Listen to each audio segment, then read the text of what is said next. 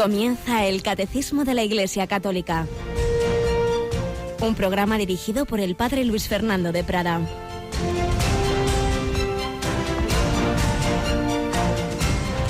Alabados sean Jesús, María y José. Muy buenos días y bienvenidos a esta nueva edición del Catecismo de la Iglesia Católica, en que con la gracia del Señor pues queremos ahí ponernos a sus pies, aprender eso que Él nos enseñó, nos transmite la Iglesia. Y justamente en la mitad de este mes de junio, mes eucarístico, mes del corazón de Jesús, 15 de junio, Santa María Micaela del Santísimo Sacramento, una mujer amante del Señor presente en la Eucaristía y por ello mismo también de los pobres, de los marginados, de las marginadas, en aquel momento ese carisma especial de atención a las mujeres más necesitadas de España. Y es que no hay separación entre la Eucaristía y el amor fraterno. Lo que Dios ha unido, que no lo separa el hombre. Dios unió en la última cena ese lavatorio de los pies, ese mandamiento del amor fraterno, con la institución de la Eucaristía. Y en la Eucaristía de hoy, en la Santa Misa de hoy, de primera lectura, seguimos leyendo esa segunda carta de San Pablo a los Corintios, en la que, entre otras cosas, nos encontraremos esta frase: no nos predicamos a nosotros mismos, sino a Jesucristo como Señor, y a nosotros como siervos vuestros por Jesús. Pues el Dios que dijo, brille la luz del seno de las tinieblas, ha brillado en nuestros corazones, para que resplandezca el conocimiento de la gloria de Dios, reflejada en el rostro de Cristo. Nosotros no nos predicamos a nosotros mismos, predicamos a Jesucristo como Señor, como Dios. Nosotros somos humildes siervos suyos, lo importante es que brille Él, la luz del mundo, que nos dejemos iluminar por esa luz. Pero es verdad que tenemos que reflejarla, que muchos que no conocen al Señor, pues ante todo normalmente el primer paso es recibir destellos de esa luz a través de ti, a través de esa persona que les sorprende su alegría en medio de los problemas y dificultades, su servicialidad, su caridad, su amabilidad, su sonrisa. Tienes que pedir al Señor ser reflejo de su luz, esa luz de Cristo que también a través de Radio María se extiende de manera misteriosa. Tenemos con nosotros a Yolanda Gómez. Buenos días, Yolanda. Muy buenos días, Padre. Bueno, y una luz y unas ondas que transmiten por diversos acontecimientos y momentos de oración, como vamos a hacer este fin de semana, ¿verdad? Vamos a tener dos momentos muy bonitos que tienen que ver mucho con el corazón de Jesús. Así Uno es, el sábado por la noche. Eso ¿sí? es, a partir de las 10:30 de la noche vamos a retransmitir la vigilia que va a tener lugar en el Cerro de los Ángeles, esa renovación, digamos, al corazón de Jesús. Ya nos acercamos a ese centenario de la renovación de España, bueno, de la consagración de España al corazón de Jesús, que fue, pues será en el 2019. Que además coincidirá, es muy bonito, por lo menos yo lo veo así, con los 20 años de Radio María, si Dios quiere. No había caído yo, muy astuta. Me gusta a mí eso. Y digo, mira, qué bonito, pues España y Radio María nos vamos a consagrar, si Dios quiere. España, 100 años de que fue consagrada, a través, en aquel momento, pronunció la fórmula, quien era entonces el rey, Alfonso XIII, ahí en ese monumento en el que había al principio, recién inaugurado, lamentablemente bombardeado y destrozado en la Guerra Civil, en agosto del 36, y ahora pues en el nuevo monumento pues haremos, si Dios quiere, en 2019 se hará esa conmemoración del centenario y la renovación de la consagración, y por ello pues desde hace años pues siempre alguna noche de junio hay una vigilia especial de oración. Bueno, pues va a ser esta noche, y lo que retransmite Radio María es la primera parte, la hora santa, a partir de las 10:30, de 10:30 a 12 más o menos.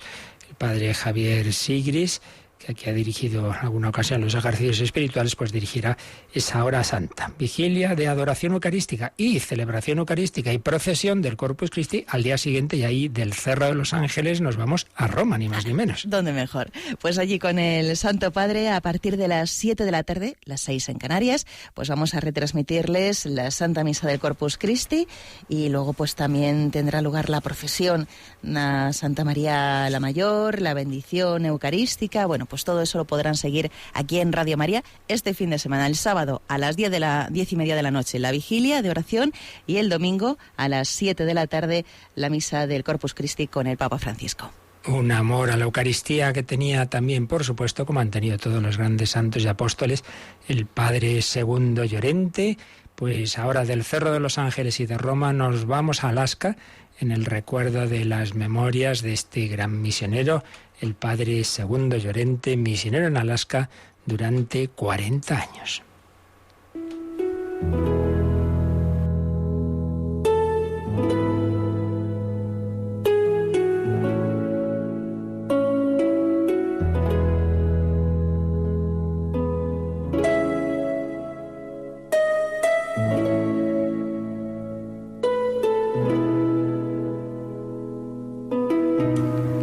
Seguimos espigando fragmentos de las memorias del Padre Segundo Llorente para meternos más en el corazón de un gran misionero, para que valoremos más también la labor de tantos misioneros que en la historia han dejado todo por anunciar el Evangelio y para que nosotros también seamos misioneros. Estamos recordando sus primeras semanas en Alaska, el conocimiento de lo que allí había, de lo que habían hecho sus predecesores, y lógicamente esa adaptación para poder evangelizar hay que conocer a ese pueblo y a ser posible hablar su lengua. Nos cuenta lo siguiente: cada mañana, después del desayuno, un chico de nombre Clement Joseph, de 16 años, venía a mi habitación a enseñarme el lenguaje esquimal. Algunos días venían 2 chicos para ver si ambos coincidían en lo que se me enseñaba. Con el tiempo me fabriqué una especie de diccionario de palabras, verbos y frases. Era un proceso muy lento. Bueno, aquí también podemos aprender que tenemos que conocer bien a las personas a las que queremos ayudar, que para anunciar a Cristo pues también hay que meterse, hay que acercarse. Decía San Pablo, me echo todo a todos, no así desde lo alto, yo explico y allá que se las apañen. Pues a esos niños intenta conocer su mentalidad, intenta buscar ejemplos, anécdotas que ellos puedan entender, y así con cualquier persona.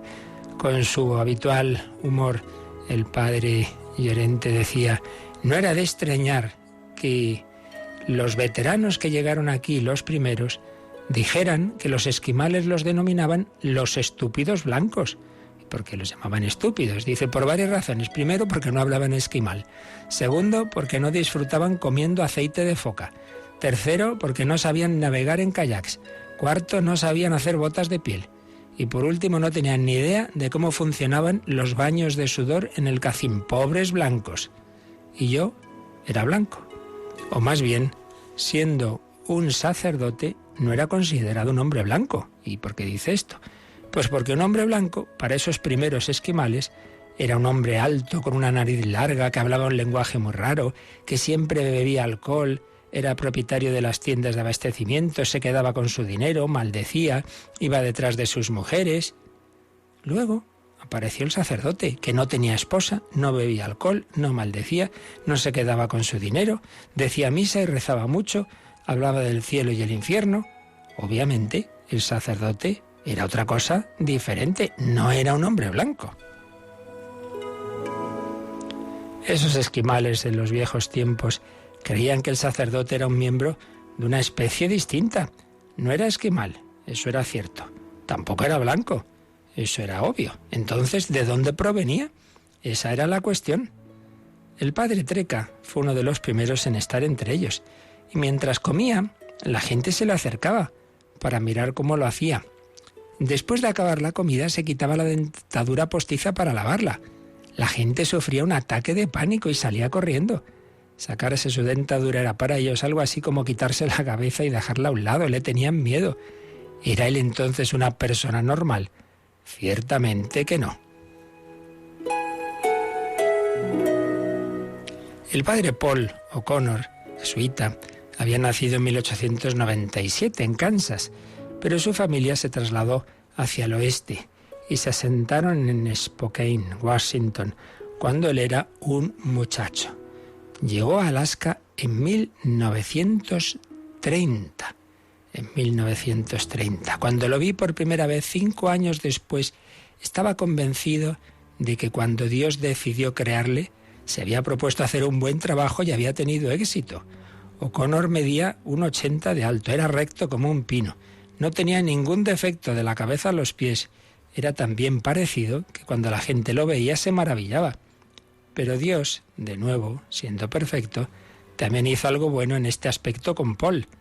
Mientras atraía a la gente con su irresistible sonrisa, los mantenía, sin embargo, a cierta distancia cuando tenía sus momentos de enfado. Simplemente le gustaba argumentar y debatir, y a lo largo de la discusión hacía lo posible por machacar dialécticamente al oponente.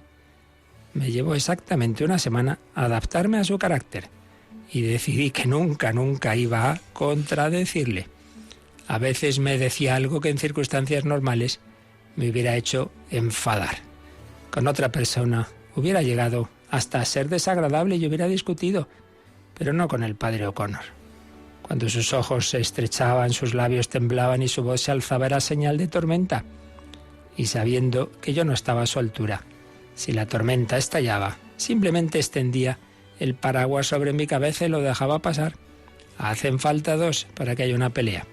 Como resultado de esto, siempre nos llevamos bien en los siguientes 40 años, durante los cuales nos vimos muchas veces. Pues vemos aquí también lo divino y lo humano del misionero, pues un hombre como todos, con virtudes y defectos, con esos talentos que Dios nos da a cada uno y con esas limitaciones que son buenas, porque si no nos creemos Superman, porque si no nos anunciamos a nosotros mismos, no, solo anunciamos a Cristo el Señor. Y eso a nivel individual, a nivel comunitario, pues en todas partes hay sus dificultades de convivencia, pero cuando uno está por lo que hay que estar, por el Señor, por la evangelización, pues lo que dice aquí el padre Llorente, dos no discuten si uno no quiere. Quedémonos en lo que nos une y no nos enredemos en esas tonterías. Y eso vale pues para todos los grupos, parroquias, siempre hay sus cosas, pero lo importante es anunciar al Señor. Pero seguía hablando de este jesuita. Era un hombre muy piadoso, rezaba mucho, era el más sacerdote de los sacerdotes, primaba el sacerdote sobre el hombre, llevaba los hábitos con orgullo y dignidad. A la pregunta de cómo podía ser tan piadoso y dogmático a la vez, siempre he dado la misma respuesta. Si él no fuera tan piadoso y rezara tanto, sus brotes de genio le hubieran llevado a cometer alguna acción horrible. Pero su piedad y sus rezos lo tenían bajo control. Las mujeres que se le acercaban por su apariencia enseguida retrocedían ante su mirada hosca. La balanza quedaba así compensada entre una cosa y otra. En los años posteriores se apaciguó considerablemente. Antes de su muerte, el padre O'Connor se sobrenaturalizó completamente. Tenía 80 años y aún estaba de buen ver. Su desafío había desaparecido, su mal genio repentino había perdido fuerza, su espiritualidad había aumentado, rezaba aún más. Fue hacia su creador el 8 de marzo de 1979 en Spokane, donde se había criado. Después de su funeral, me sentí como un huérfano. Dejó una huella en Alaska que iba a durar mucho tiempo.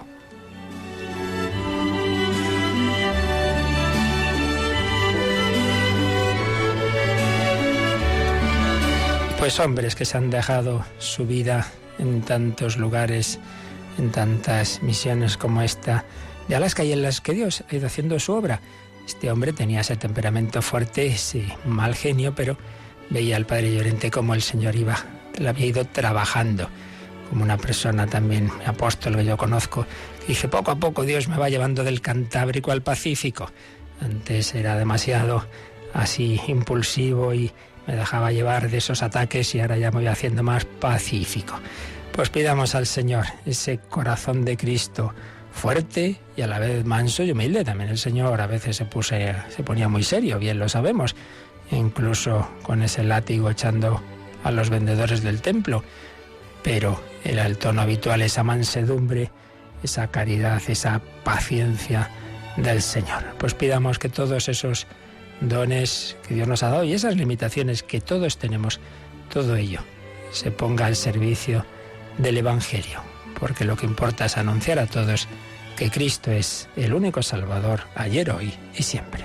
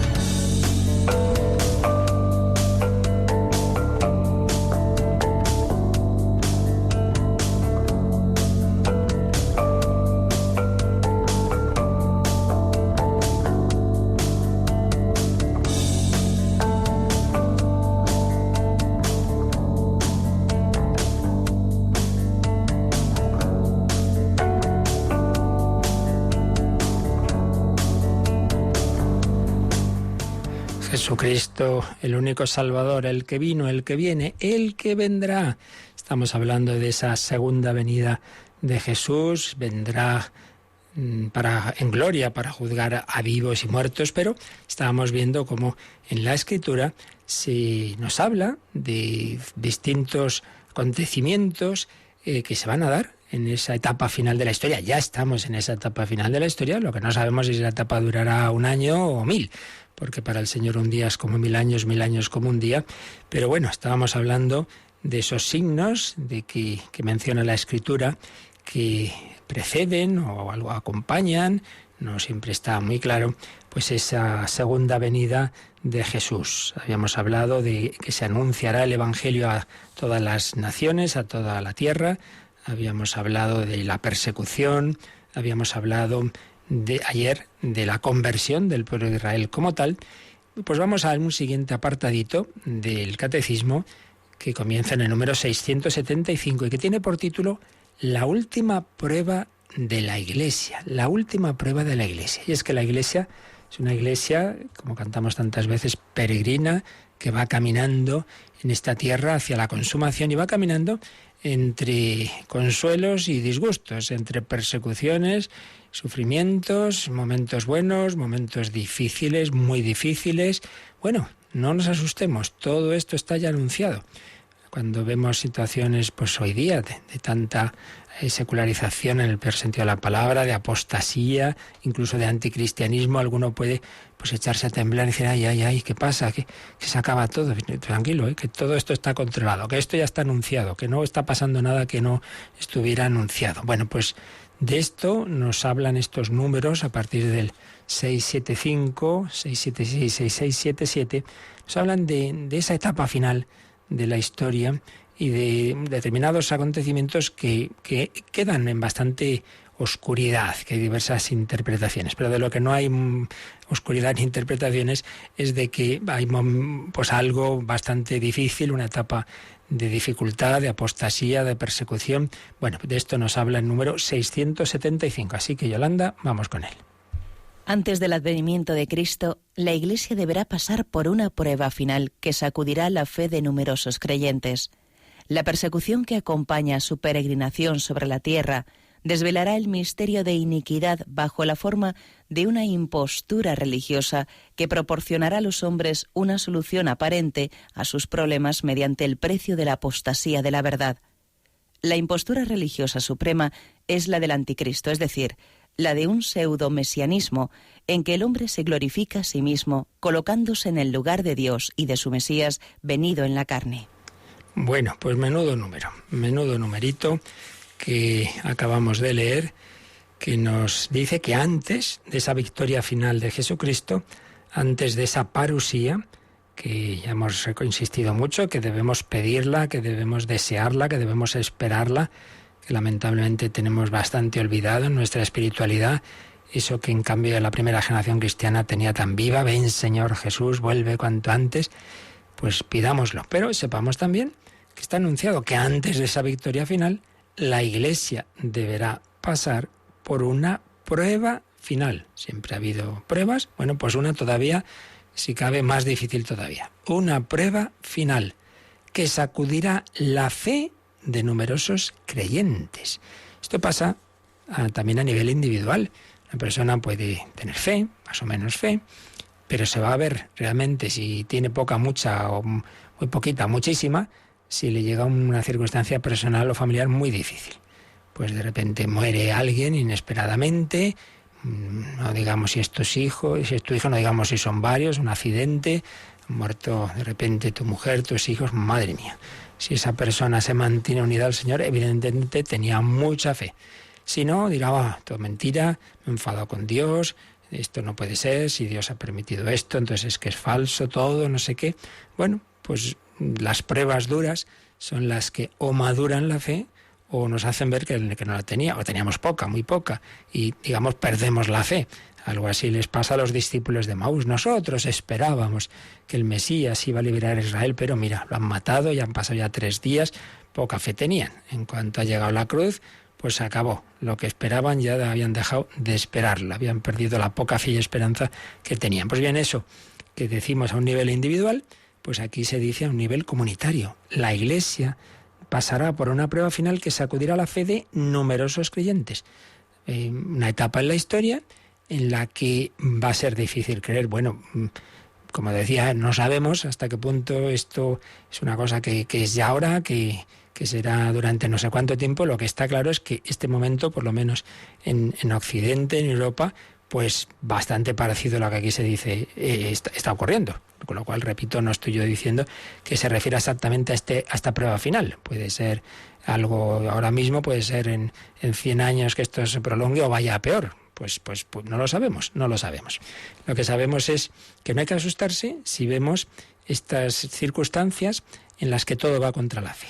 En la mayor parte de los centros de poder, políticos, económicos, culturales, medios de comunicación, si uno no tiene una fe muy personalizada, muy arraigada, porque viene de una unión fuerte con el Señor, pues lo normal es que se lo lleve por delante, se la lleve esa fe, los vientos, los vendavales que arrasan el tsunami, podemos decir, de política, de medios de comunicación, de cine, de literatura, de profesores que tantas veces pues tienen todo ese planteamiento anticristiano. Entonces uno piensa, pues es que esto, qué horror, esto se acaba. No, tranquilo, no se acaba, esto está anunciado. Una prueba final que sacudirá la fe de numerosos creyentes. ¿Hay textos que hablan de esto en la Escritura? Claro, aquí el Catecismo nos pone 2.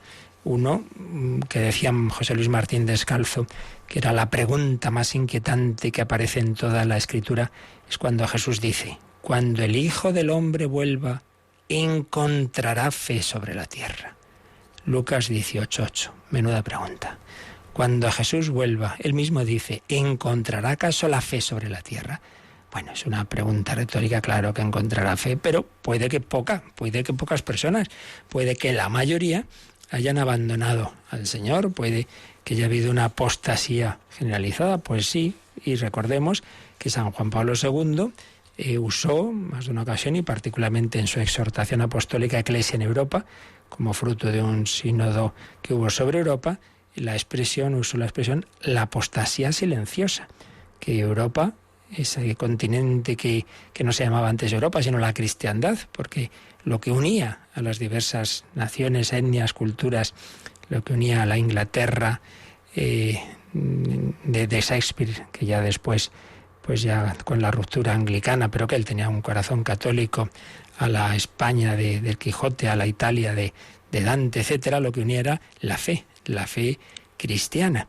Bueno, pues esa cristiandad pues se ha ido secularizando y ahora ya se deja prácticamente hacer de todo y decir de todo, menos la manifestación pública de esa fe cristiana que dio sentido a la historia de Europa. Cuando vuelva el Hijo del Hombre, encontrará esta fe en la tierra.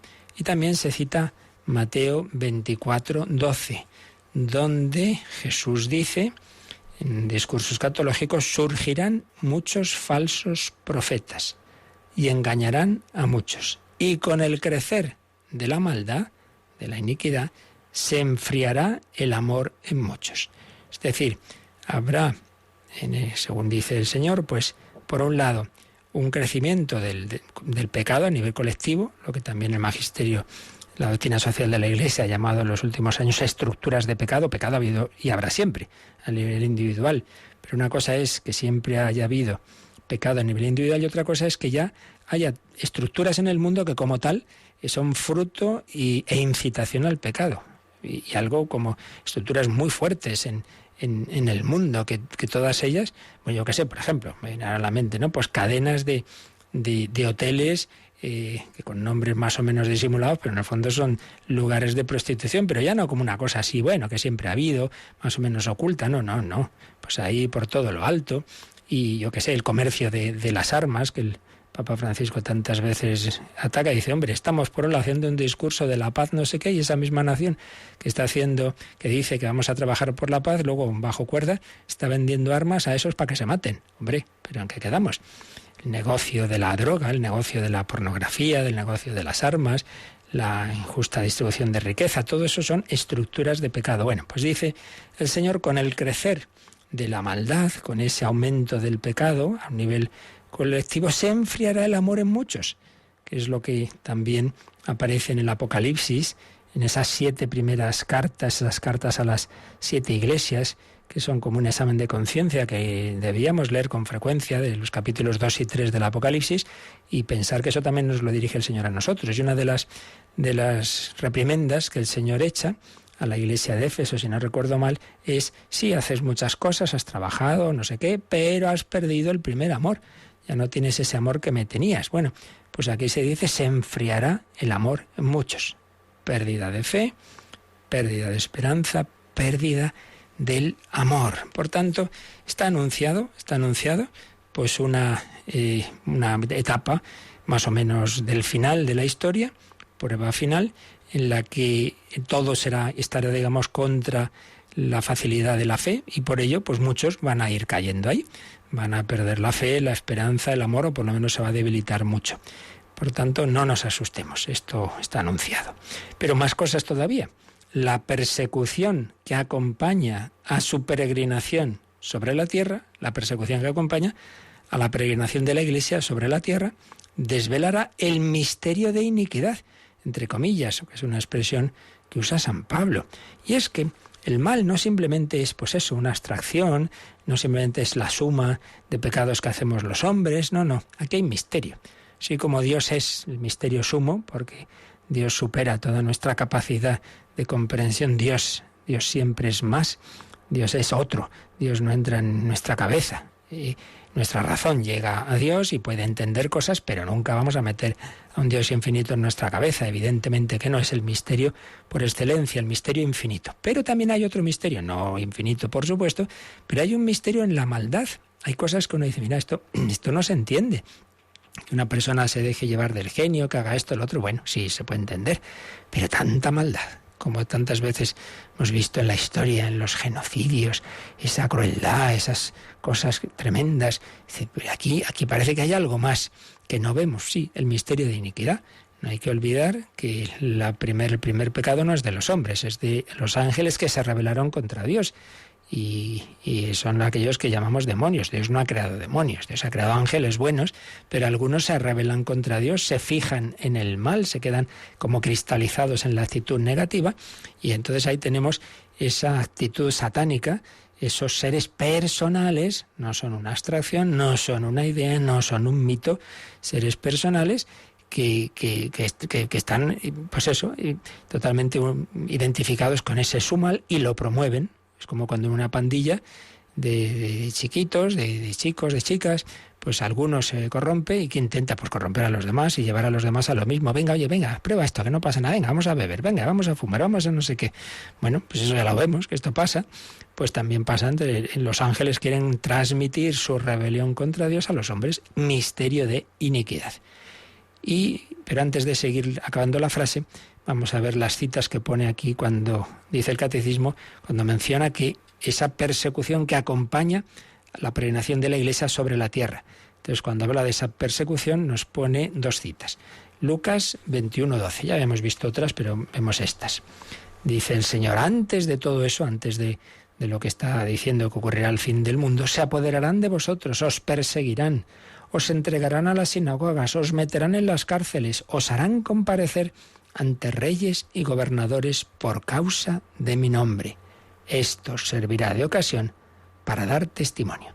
Fijaos, lo primero, pues nos asustamos todos un poco. Bueno, lo que ha ocurrido a 20 siglos de historia, aquí no hay nada que no sepamos desde el primer momento. Pues ya desde el primer mártir Esteban hasta los que ahora mismo están en la cárcel, como Asia Bibi, tantas personas que están sufriendo, tanto desde planteamientos de países comunistas como Corea del Norte o China, hasta en otros en que está en el poder un islamismo más radical, etcétera, pues esto se está dando. Pero fijaos que luego termina siempre en positivo. El mal que Dios permite siempre es para sacar un bien. Esto servirá de ocasión para dar testimonio. Veámoslo así. Hay persecución. Bueno, si no hubiera perseguidores no habría mártires. Y el mártir es la suprema muestra de amor al Señor. Es el prototipo que la Iglesia se ha tenido, de prototipo de santo, ¿no? El mártir, el que ha imitado al rey de los mártires, que es Jesucristo. Entonces, bueno, si no hubiera mal y no hubiera perseguidores, no habría mártires. Entonces el Señor permite el mal porque vale la pena esos actos de tanto amor, aunque impliquen esa maldad que luego, además, pues esos perseguidores, como en el caso de Saulo, que apoyaba la lapidación de Esteban, pues en algunos casos al final triunfa la gracia y se convierten. Por tanto, una cita en Lucas 21. Y luego la otra, Juan 15, 19, 20. Última cena. Dice Jesús: si fuerais del mundo, el mundo amaría lo que es suyo. Pero como no sois del mundo, porque yo os he elegido y sacado del mundo, por eso el mundo os odia. Claro, el mundo odia a Cristo. Si es que a veces decimos, pero bueno, pero ¿por qué esto? ¿Pero qué hemos hecho nosotros? Pues nada, simplemente volviendo al ejemplo de la pandilla, si en esa pandilla en que hay unos cuantos piezas, pues hay personas, hay chicos, hay chicas que no quieren consentir, que no quieren ir a esos sitios de perdición, que no quieren beber, pues se meten con ellos. Pero bueno, ¿y qué hacen? Nada, porque es que quieren que todo el mundo haga lo mismo. Y tú estás en tu trabajo y eres el católico y tú no estás diciendo a los demás, no estás echándoles en cara nada, pero ya se están metiendo contigo porque tu mera presencia les incomoda. El mundo os odia, como odió a Jesucristo. Acordaos de la palabra que os he dicho: el esclavo no es más que su señor. Si a mí me han perseguido, también a vosotros os perseguirán. Si han guardado mi palabra, guardarán también la vuestra. De nuevo, la última palabra es positiva. Es verdad que aquel que odia al bien persigue al cristiano, pero también es verdad que el que busca la verdad, y valga la redundancia, pues también a través de tu presencia y de que lo puedas estar pasando mal en tu trabajo, pero tranquilo, que luego también cuando esa persona esté en un mal momento, a quien va a acudir es a ti. Y puedes ser tú también ocasión de que se acerque al Señor, de que le abra las puertas. Pues vamos a pedírselo al Señor, que cada uno de nosotros y nuestro mundo, que tantas puertas le cierra al Señor, se las abra. Recordemos que Dios tiene caminos misteriosos que no están en nuestros planes. Por ejemplo, muy bonito lo que dijo Benedicto XVI cuando fue a Fátima. Recordemos que en 1917 había un gobierno masónico laicista en Portugal que estaba en una persecución a la Iglesia, que había desterrado a sacerdotes. No era una persecución muy sangrienta, pero sí de lo que tantas veces pasa, de dificultades en la enseñanza, etcétera. Y entonces decía Benedicto XVI, cuando el hombre le cierra las puertas a Dios, Dios abre la ventana. Y la Virgen entró por la ventana en Portugal, y vaya que se entró. Y fue la evangelización que ha hecho Fátima, pues ha sido muy superior a la que podían hacer todos los sacerdotes portugueses juntos. Ya podían echarles, que la Virgen evangeliza por otro camino. El Señor tiene sus caminos, no nos asustemos. Sí, está anunciada la apostasía, pero también está anunciada la victoria de Cristo y de María. Por fin mi corazón inmaculado triunfará. Abramos las puertas a nuestro Señor Jesucristo.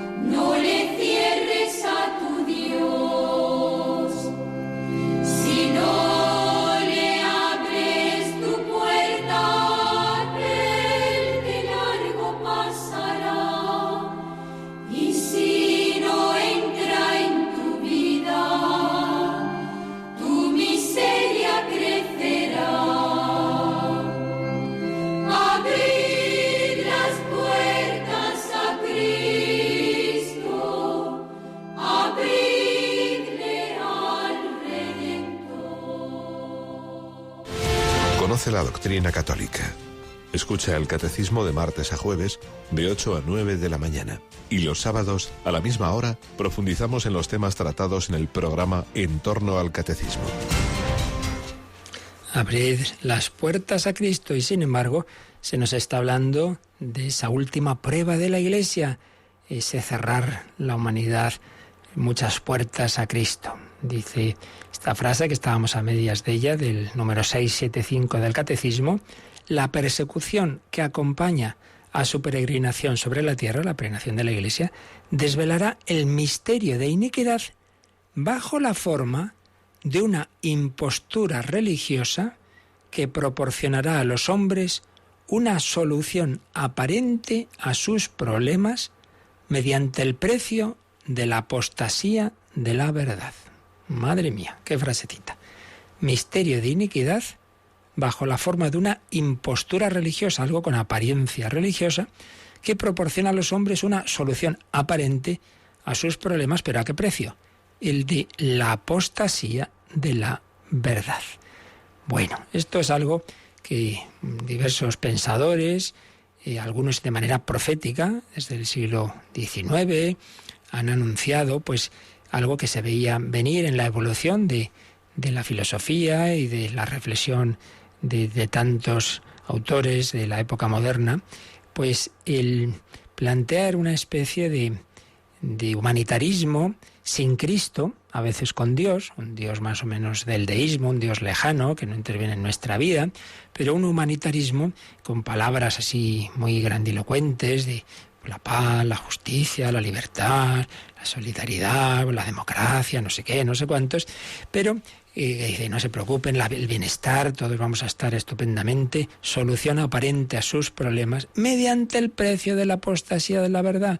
Para que todos nos llevemos bien, dejemos de lado pues esas convicciones religiosas que lo que hacen es que nos peleemos, entonces todo eso quede para lo privado, y aquí pues nos unimos en los valores así fundamentales. ¿Pero qué valores? Bueno, pues esas palabras que dicen mucho y no dicen nada, y que en cualquier caso implican esa apostasía de la verdad. Y sigue diciendo el Catecismo, la impostura religiosa suprema es la del anticristo, es decir, la de un pseudo-mesianismo en que el hombre se glorifica a sí mismo, colocándose en el lugar de Dios y de su Mesías venido en la carne.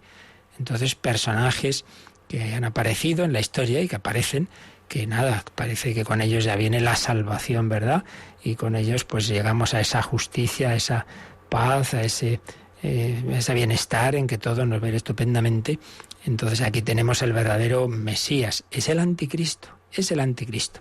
Hay varias obras literarias que a veces pues casi uno diría que son proféticas. Hay una que el Papa Francisco ha citado varias veces, el amo del mundo, de un converso inglés, era de una familia muy importante del anglicanismo inglés, pero Robert Benson se convierte al catolicismo y escribe El amo del mundo. Yo recuerdo que leí esta novela pues en mis épocas jóvenes y me impresionó. El final es precioso, impresionante, y viene a ser esto, como pues en un momento de la historia pues aparece un personaje, el amo del mundo, que con esos discursos grandilocuentes pues atrae a la humanidad, y entonces la paz, la justicia, no sé qué, tal, pero abandonando esa fe en Jesucristo, y parece que nada, todo el mundo le sigue, se produce esa apostasía. Pero hay también otra, más breve, que es el relato del anticristo de Vladimir Soloviev. La tengo aquí, esta es brevecita, y vais a ver esto que acaba de decirnos el Catecismo. Pues hay un momento dado, convoca el emperador, que es realmente este personaje, es el anticristo, convoca a los cristianos, tanto católicos, ortodoxos, protestantes. Entonces les ofrece pues muchas ventajas. Os doy esto, lo otro. Solo quiero que en lo más íntimo de vuestro corazón me reconozcáis como vuestro único defensor y protector. Aquellos que en conciencia y sintiéndolo me reconozcan como tal, que vengan a sentarse junto a mí. Entonces, pues la mayor parte de esos cristianos de las diversas confesiones van donde está él, la mayoría. Pero hay un grupo que no lo hace. Y entre ellos se escuchaba un murmullo, non prevalebum, non prevalebum, no prevalecerán las puertas del infierno. Y entonces el emperador dice, pero ¿por qué no venís? ¿Pero qué es lo que podemos hacer? ¿Pero qué puedo hacer todavía por vosotros, hombres extraños? ¿Qué queréis de mí? Decídmelo vosotros mismos. ¿Qué es lo que más apreciáis en vuestro cristianismo? Entonces el starets Juan, un monje, se puso en pie y respondió con dulzura, gran soberano, lo que más apreciamos en el cristianismo es al mismo Cristo, el mismo y todo lo que de él proviene, pues sabemos que en él habita corporalmente la plenitud de la divinidad. También de ti, oh soberano, estamos dispuestos a recibir todo bien, pero solo si podemos reconocer en tu mano generosa la santa mano de Cristo. Nos has preguntado qué podías hacer por nosotros. He aquí una respuesta precisa. Aquí y ahora, confiesa ante nosotros a Jesucristo, Hijo de Dios, que se encarnó, resucitó y de nuevo vendrá. Confiésalo, y nosotros te acogeremos con amor como verdadero precursor de su segunda y gloriosa venida. Cayó y clavó la mirada en el rostro del emperador, en el que estaba sucediendo algo tremendo. En su alma se había desencadenado una tormenta infernal. Bueno, entonces se dan cuenta de que le está cambiando el rostro porque por dentro está endemoniado, porque lo que precisamente él no iba a hacer nunca era confesar a Jesucristo como Hijo de Dios. Entonces se dan cuenta y empieza a gritar, hijos míos, es el anticristo, es el anticristo. Sé que había prometido muchas ventajas, no os preocupéis, a todos los cristianos os voy a proteger, os daré lo que me pidáis, pero con tal de que me reconozcáis como el único Señor. Ah, no, hijo mío, no, de eso nada. Nuestro Señor es Jesucristo, no adoréis a nadie más que a Él. ¿Qué es lo que más apreciáis en vuestro cristianismo? ¿La paz, la justicia, la solidaridad? No, al mismo Jesucristo. Luego de Él vienen esos bienes, pero ante todo al propio Jesucristo. Y ese es el peligro de nuestro cristianismo. Es un cristianismo sin Cristo. Es un cristianismo meramente de valores, de determinadas actitudes, que a veces lamentabilísimamente pues es lo que se transmite en determinadas pastorales, colegios, etcétera. No se anuncia a Cristo, no se anuncia a un Cristo vivo, no se le transmite, no se fomenta la vida de los sacramentos, de la oración, simplemente pues esos valores buenos, no faltaría más, los valores del reino, que se dice, pero sin Cristo. Bueno, pues estamos haciendo el juego al anticristo, ni más ni menos, no es ninguna broma. Buscar ese bienestar, esos valores, pero al precio de la apostasía de la verdad. El misterio de iniquidad bajo la forma de una impostura religiosa que proporcionará a los hombres una solución aparente a sus problemas mediante el precio de la apostasía de la verdad. La impostura religiosa suprema es la del anticristo, es decir, la de un pseudomesianismo en que el hombre se glorifica a sí mismo colocándose en el lugar de Dios y de su Mesías venido en la carne. Entonces vienen aquí varias citas del Nuevo Testamento. No sé si nos va a dar tiempo a leerlas, por lo menos leemos la más importante y la más llamativa, que es en la segunda carta de San Pablo a los Tesalonicenses, el capítulo 2, del 4 al 12. Lo cogemos desde el 3. Dice San Pablo a los Tesalonicenses, que nadie os engañe en modo alguno, porque si primero no viene la apostasía, lo que estábamos diciendo, y aparece el hombre impío, el hijo de la perdición. Aquí San Pablo llama así a lo que en otros lugares se llama el anticristo. Primero tiene que venir la apostasía y aparecer el hombre impío, el hijo de la perdición. Lo describe. El que se rebela y se alza contra todo lo que lleva el nombre de Dios o es objeto de culto. Bueno, esto ya lo estamos viendo todos los días. Se rebela y se alza contra todo lo que lleva el nombre de Dios o es objeto de culto. Y llegará incluso a sentarse en el templo de Dios y a proclamarse Dios, el hombre que se diviniza a sí mismo. ¿No os acordáis de que ya os hablaba de estas cosas cuando estaba entre vosotros? Esto habían hablado oralmente. Ahora ya sabéis lo que le retiene hasta que aparezca en su momento. Ya comentamos que hay algo que San Pablo les había dicho que retenía, que hacía que no actuara todavía en aquel momento en plena fuerza ese anticristo. Ya sabéis lo que le retiene, pero el misterio de la impiedad, de la iniquidad, está ya en acción, Apenas desaparezca el que hasta ahora lo está reteniendo, hay algo en aquel momento, decía San Pablo, que impide al anticristo actuar en plena fuerza, pero cuando desaparezca eso, que no sabemos lo que es, aunque hay diversas interpretaciones, cuando desaparezca, aparecerá el impío, a quien el Señor Jesús destruirá con un soplo de su boca. y lo aniquilará con la manifestación de su parusía.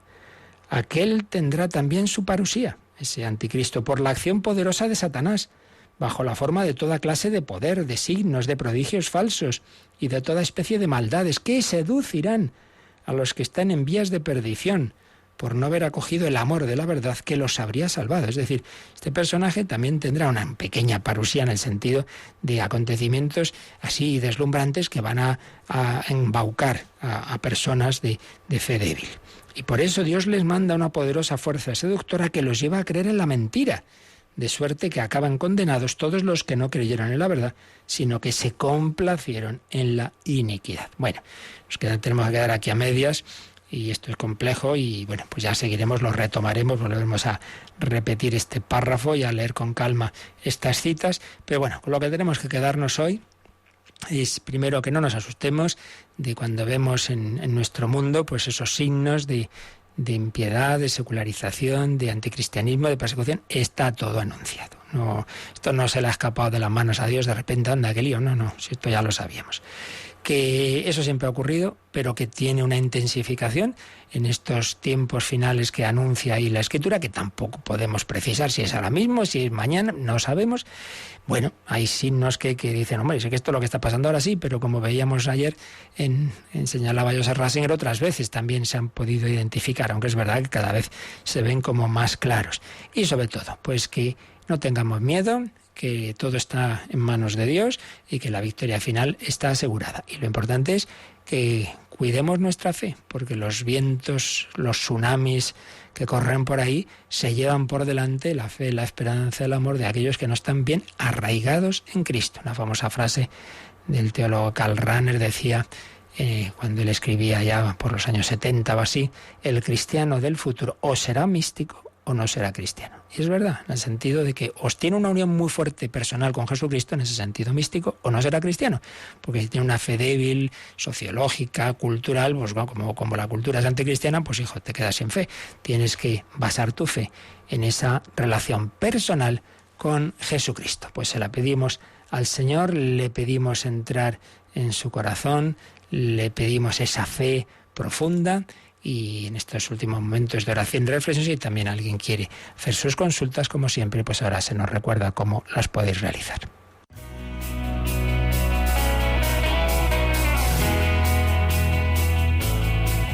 Participa en el programa con tus preguntas y dudas. Llama al 91 005 9419. 91 005 9419. También puedes escribir un mail a catecismo@radiomaria.es. catecismo@radiomaria.es.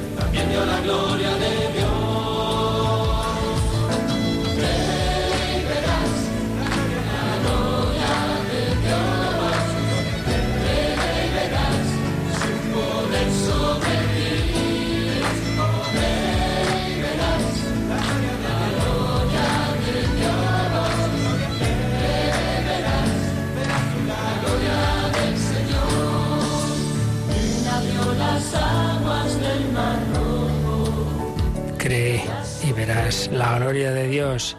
Pidamos al Señor esa fe. Nos escribe María Jesús. Agradezco muy mucho su programa que nos ayuda a conocer la doctrina.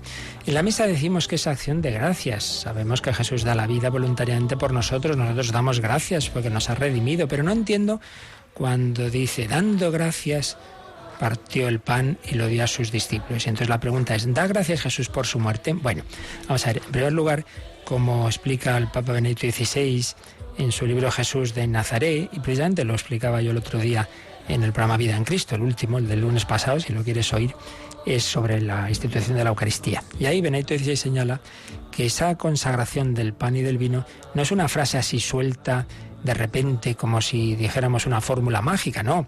Está dentro de esas oraciones que hacían los israelitas en las cenas, y concretamente en esa cena, que si no es exactamente la cena pascual, pero por lo menos tiene ese mismo espíritu. Entonces, en esas oraciones siempre hay una oración de acción de gracias. Dar gracias a Dios por la vida, dar gracias a Dios por la Pascua, dar gracias a Dios por los alimentos, como hacemos cuando vamos a comer. Entonces, dando gracias, como Jesús siempre daba gracias, cuando iban a la comida. Entonces, cuando ahí dice dando gracias, es dar gracias por ese pan y todo lo que implica los dones de Dios. No necesariamente es que está dando gracias, como piensa aquí nuestra comunicante, porque va a morir. Da gracias por ese pan que parte, ese pan que bendice, ese pan que va a consagrar, ese pan que va a dar a sus discípulos. Entonces, la fórmula de consagración está dentro de una oración de alabanza y de acción de gracias que se hacía en esa cena pascual, dando gracias. Que por otro lado, por supuesto que el Señor da gracias al Padre por todos los planes redentores, aunque incluyen su propio sacrificio y su propia muerte. Le cuestan, pero siempre da gracias. Pero que aquí en este caso, cuando hablamos de dar gracias, es esa acción de gracias que se hacía en esa cena, esa alabanza, esa acción de gracias, bueno, y en general en todas las comidas. Dar gracias a Dios por esos alimentos y por ese pan que el Señor iba a transformar, que iba a convertir en su cuerpo.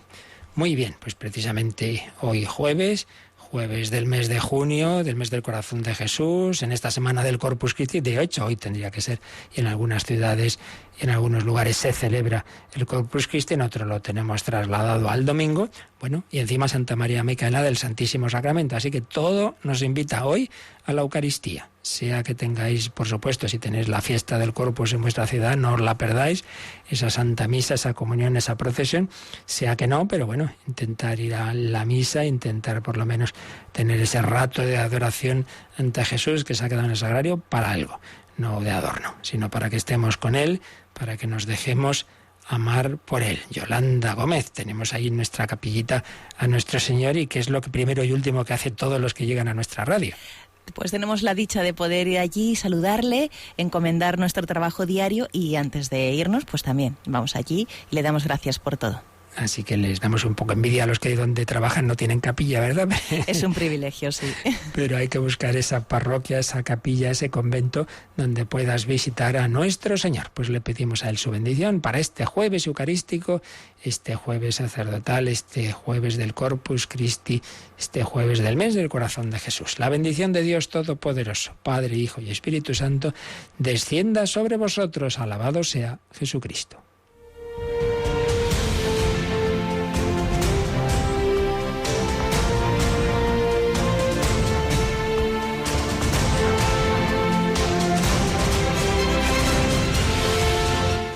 Han escuchado en Radio María el Catecismo de la Iglesia Católica.